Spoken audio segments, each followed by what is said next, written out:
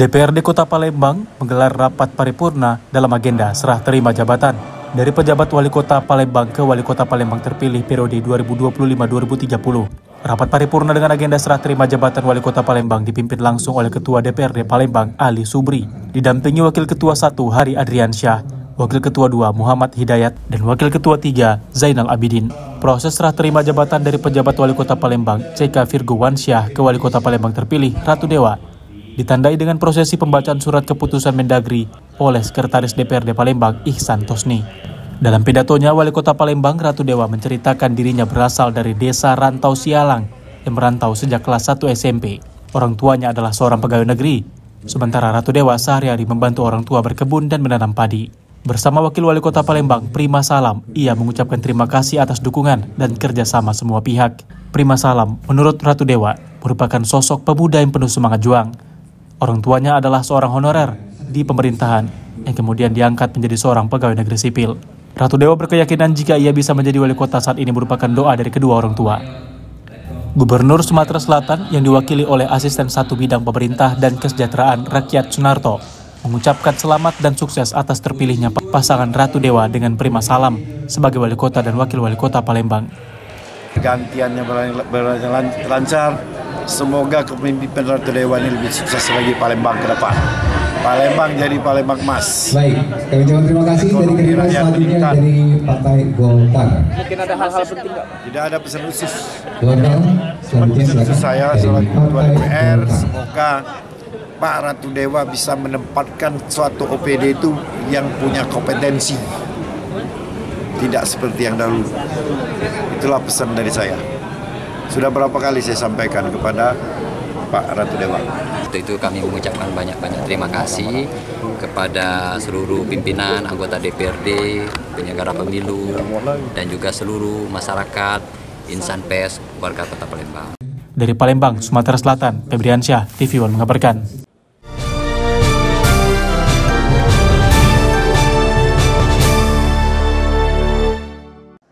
Dewan Perwakilan Rakyat Daerah DPRD Kabupaten Ogan Komering Ilir, Oki, Sumatera Selatan, menggelar rapat paripurna dengan agenda mendengarkan pidato Bupati terpilih periode 2025-2030 yang dilakukan di ruang rapat DPRD Oki Selasa siang. Rapat dipimpin langsung Ketua DPRD Oki dengan dihadiri Forkopimda setempat, Camat, Kades, Kapolres yang diwakili, dan Dim Oki, Kejari Oki, dan tamu undangan lainnya. Dalam pidato perdananya, Bupati Oki Muhendi Mahzareki menyampaikan visi dan misi rencana 5 tahun ke depan agar bisa sesuai dan selaras.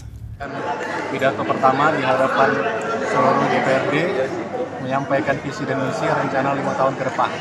Dan harapan kita bahwa ini bisa sesuai, selaras dengan program kita ke depan. Dan tentunya eksekutif, legislatif punya peranan penting dalam menjalankan visi misi ke depan. Nah, harapan kita 5 tahun ke depan ini ya kita bisa menyesuaikan sehingga nanti apa yang menjadi harapan, cita-cita, visi misi kita bisa tercapai. Insya Allah kita sudah melalui rapat-rapat kecil dengan seluruh OPD yang juga dipimpin oleh TAPD bahwa kita ke depan ya harus terus berinovasi, tentu meningkatkan pendapatan asli daerah, dan sudah ada beberapa rencana kita, insya Allah ini akan menambah PAD kita ke depan ya, walaupun tambahan ini belum bisa maksimal, tapi paling tidak ada tambahan dari sektor-sektor yang lain yang selama ini belum masuk ke kas daerah kita. Nah, harapan kita seperti itu. Kemudian yang kedua, ya kita berharap tentu adanya bantuan dari Provinsi Sumatera Selatan yang selama ini kita kenal dengan bantuan khusus atau bantuan gubernur. Ini harapan kita, ini juga bisa yang mempercepat pembangunan yang ada di Kabupaten Oki. Dari Ogan Komering Ilir, Sumatera Selatan, Erda Suhaimi, TV One mengabarkan.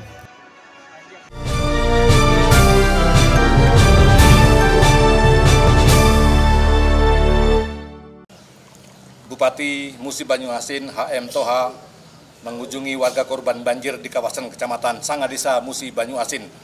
Bupati bersama Forkopimda memantau kondisi banjir atau debit air banjir yang saat ini mulai merangkak naik sekitar 50 cm. Bupati Musi Banyuasin, HM Toha, meninjau langsung lokasi banjir bersama Forkopimda di Kecamatan Sangadesa Selasa 11 Maret 2025. Selain meninjau banjir, Bupati juga bertemu langsung dengan warga serta mendengarkan aspirasi warga, khususnya warga yang berada di lokasi banjir. Selain itu, ia juga meninjau posko kesehatan dan memberikan bantuan kepada warga, serta meninjau turap tanggul Sungai Musi yang jebol akibat diterjang banjir. Saat ini banjir mulai melanda wilayah Musi Banyuasin sejak sepekan lalu. Namun warga sudah terbiasa dengan kondisi sungai meluap atau air dalam. Kami dari Forkopimda meninjau lokasi banjir, namun ada beberapa titik yang tidak dapat, jalannya sudah, kalau bahasa kami sudah dalam itu, sehingga tanggulnya jebol, turap atau tanggulnya jebol.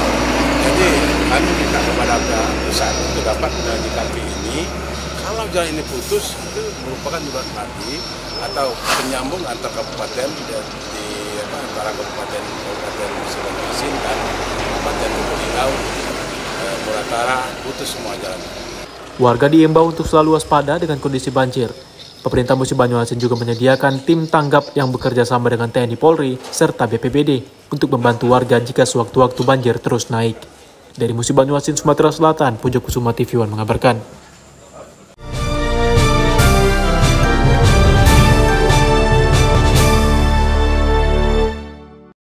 Kepala Staf Angkatan Darat Jenderal TNI Maruli Simanjuntak meninjau lokasi ketahanan pangan seluas 276 hektar di Puslatpur Kodiklatat, Martapura. Dalam acara tersebut, Menteri ATR dan BPN menyerahkan sertifikat tanah milik Menteri Pertahanan yang digunakan oleh TNI AD di Puslatpur Kodiklatat, Martapura. KSAD Jenderal TNI Maruli Simanjuntak meninjau langsung lokasi ketahanan pangan seluas 276 hektar di Pusat Latihan Tempur Puslatpur Kodiklatat yang dipimpin Brigjen TNI Dani Rakca. Kunjungan ini berlangsung di Dusun Talang Masri, Desa Praca, Kecamatan Bunga Mayang, Kabupaten Oku Timur, Sumatera Selatan. Kehadiran Jenderal Maruli disambut antusias oleh para petani di bumi Sebiduk Sahaluan. Dalam sambutannya, ia menegaskan komitmennya untuk terus mendukung perkembangan sektor pertanian di wilayah tersebut. Jenderal Maruli menekankan bahwa tujuan utama dari program ketahanan pangan ini bukan hanya menciptakan lahan pertanian yang luas, tetapi juga meningkatkan kesejahteraan para petani. Lebih lanjut, KSAD menyampaikan bahwa ke depan pihaknya akan menggandeng mahasiswa pertanian untuk mengembangkan sektor peternakan yang saat ini sedang dalam tahap perencanaan. Selain meninjau lahan ketahanan pangan, Jenderal Maruli juga menyerahkan bantuan sosial berupa paket sembako kepada para petani di sekitar lahan tersebut. Alhamdulillah, hari ini kami secara resmi menyelesaikan dan menyerahkan sertifikat atas nama Kementerian Pertahanan yang dipakai oleh TNI Angkatan Darat. Kenapa atas nama Kementerian Pertahanan? Karena semua aset TNI memang mengikutnya atas nama Kemenhan. Hanya mengucapkan terima kasih kepada Pak Menteri, Pak Gubernur juga sering membantu dan juga Bupati di sini. Mudah-mudahan keberadaan kami ini bermanfaat untuk khususnya di daerah sini, dan juga tadi yang disampaikan oleh Pak Menteri bahwa nanti mungkin di seluruh Indonesia lahan-lahan kita bisa kita pergunakan untuk kepentingan Angkatan Darat pada khususnya, dan juga kalau memang tidak dipergunakan oleh Angkatan Darat bisa digunakan oleh masyarakat. Dari Kabupaten Oku Timur, Sumatera Selatan, Herman Sawiran, Bagus Mihargo, dan Muhammad Taufik, TV One mengabarkan.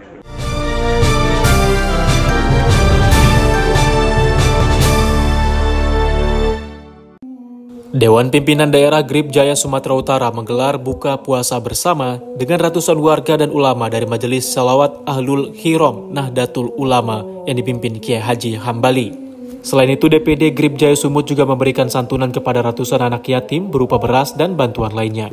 Acara buka puasa bersama dan pemberian santunan kepada anak yatim ini dilaksanakan di salah satu lokasi wisata Jona Garden yang berada di Kecamatan Sebinge, Kabupaten Langkat, Sumatera Utara. Acara ini diawali dengan sholawatan yang dipandu pimpinan Majelis Sholawat Ahlul Khirom Nahdlatul Ulama, Kiai Haji Hambali, dan dilanjutkan dengan sambutan dari anggota DPRD Sumut, Jonathan Tarigan, sekaligus sebagai pemilik lokasi wisata dan mewakili Ketua DPD Grip Jaya Sumatera Utara, Syamsul Tarigan. Dalam sambutannya, Jonathan Tarigan menyampaikan bahwa santunan untuk anak yatim dan warga miskin ini merupakan program Grip Jaya Sumatera Utara setiap tahunnya dan menjadi agenda tahunan. Diharapkan dengan bantuan sosial ini bisa meringankan beban warga miskin khususnya menjelang Lebaran mendatang. Yang ada hadir di tempat yang berbagi ini, tentunya di bulan suci Ramadan ini kita berharap semua di bulan suci ini kita semua diberikan kesehatan, diberikan rezeki yang melimpah, agar nanti ke depannya kita bisa lagi berkumpul di tempat yang berbagi ini. Amin. Ya Rabbal Alamin. Usai sambutan dan sedikit tausiah keagamaan yang disampaikan sejumlah ustadz, acara dilanjutkan dengan pemberian santunan secara simbolis kepada 10 orang anak yatim piatu yang berasal dari Kota Binjai dan Kabupaten Langkat.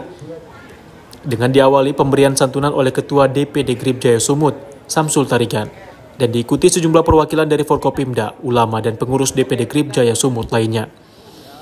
Setelah itu acara dilanjutkan dengan buka puasa bersama antara pengurus DPD Grip Jaya Sumatera Utara dengan ratusan anak yatim piatu, ulama, dan warga miskin, serta perwakilan dari Forkopimda Kota Binjai.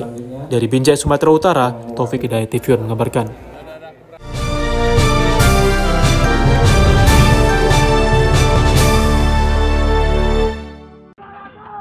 Ratusan massa kelompok Tani Roboho yang berasal dari 3 desa di Kecamatan Sosa Julu, Kabupaten Padang Lawas, Sumatera Utara, menduduki lahan kebun sawit PT DNS Kebun Sosa Indah. Aksi ini dilakukan warga setelah pihak perusahaan belum menyerahkan lahan plasma 227 hektar selama perusahaan berdiri puluhan tahun kepada warga sekitar. Selain itu, warga menuding perusahaan belum mengantongi HGU dan adanya kelebihan kurang lebih 600 hektar mengelola lahan serta menggarap ratusan hektar lahan yang diduga lahan hutan produksi. Suasana sempat memanas saat ratusan warga dari 3 desa mendatangi lokasi lahan perkebunan kelapa sawit PT DNS Sosa Indah. Warga langsung mendirikan tenda-tenda dan menyetop semua kegiatan di lokasi lahan kebun kelapa sawit yang dianggap warga masih bermasalah. Suasana dapat diredam setelah pihak kepolisian Polres Padang Lawas mencoba menenangkan ratusan massa. Sementara koordinator massa menyatakan pihaknya akan tetap bertahan di lokasi agar perusahaan tidak melakukan kegiatan apapun di lahan yang dianggap masih bermasalah. Lahan yang dikelola itu hutan produksi seluas 600 sekian hektar dan hutan izin SSL sekitar 80 sekian hektar. Jadi ada kelebihan berapa hektar, Bang? 600 lebih? 600 lebih. Dari izin mereka ya? Dari izin mereka sekitar 1127. Sementara itu manajer PT DNS, Julius, mengakui pihaknya belum mengantongi HGU dikarenakan masih dalam pengurusan dan mereka beroperasi berdasarkan IUP yang sudah terbit. Terkait kelebihan luas yang dikelola perusahaan, ia mengaku pihaknya bekerja sudah sesuai ukuran dari izin yang mereka miliki. Kelebihan luas, Bang? Nggak ada? Itu semua sudah saya semuanya. Sudah semua? Soal HGU, Bang? HGU dalam proses. Dalam proses? Ya, karena ini ada IUP, Bang? Ya. Oke. Dari Padang Lawas, Sumatera Utara, Irfan TV mengabarkan.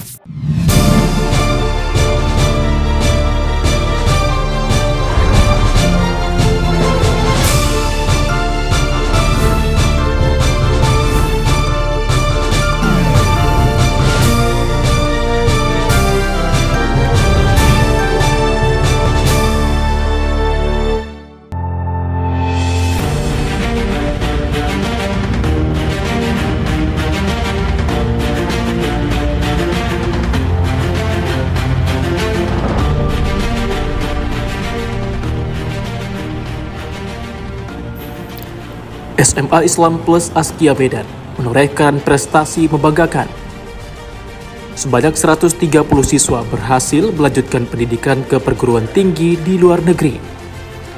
Pencapaian ini menjadi bukti nyata bahwa SMA Islam Plus Askia Medan mampu mencetak generasi unggul.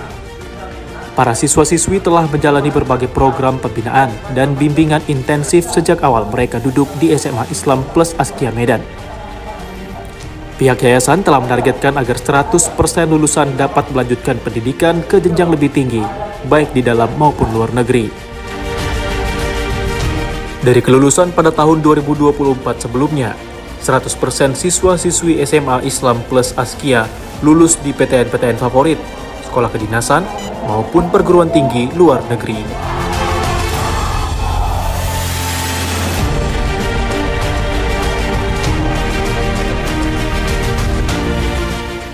Tak hanya itu, sebanyak 130 siswa SMA Islam Plus Askia Medan kelas 12 angkatan keempat lulus tahun 2025 ini berhasil lolos seleksi dan diterima di berbagai perguruan tinggi luar negeri atau PTLN, seperti Turki, Inggris, Jerman, Amerika Serikat, Dubai, Australia, Malaysia, dan ke berbagai negara-negara lainnya.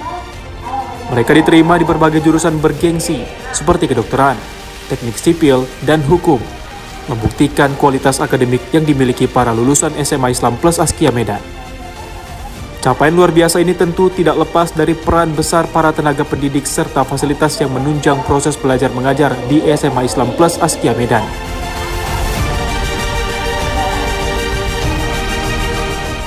Sekolah ini dikenal memiliki sistem pendidikan yang tidak hanya fokus pada akademik, tetapi juga pengembangan karakter dan keterampilan siswa. Tahun ini lebih dari 50% atau 130 siswa SMA Islam Plus Askia Medan berhasil melanjutkan pendidikan ke perguruan tinggi di luar negeri favorit melalui jalur prestasi.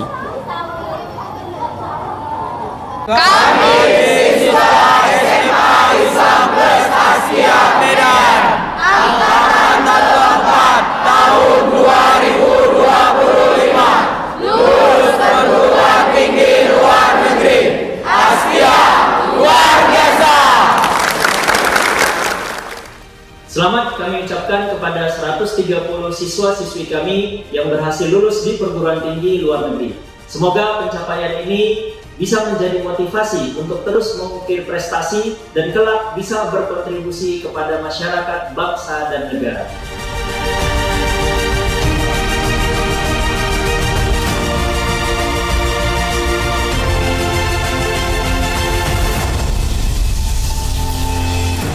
Untuk menunjang prestasi siswa, sekolah ini juga menyediakan berbagai fasilitas pendukung, mulai dari ruang kelas yang nyaman, laboratorium modern, sarana olahraga yang lengkap, hingga berbagai kegiatan ekstrakurikuler yang membantu siswa mengembangkan potensi mereka di luar akademik. Keberhasilan para siswa SMA Islam Plus Askia Medan dalam menembus universitas luar negeri juga tidak lepas dari program unggulan yang diterapkan sekolah. Sekolah yang berlokasi baik di Jalan Iskandar Muda dan Tuasan Medan ini memiliki komitmen kuat dalam membimbing siswanya agar siap menghadapi dunia perkuliahan. Program-program tersebut dirancang untuk memberikan informasi komprehensif tentang berbagai perguruan tinggi, baik di dalam maupun luar negeri, serta strategi agar dapat lolos seleksi. Dari Medan, Sumatera Utara, tim TV One mengabarkan.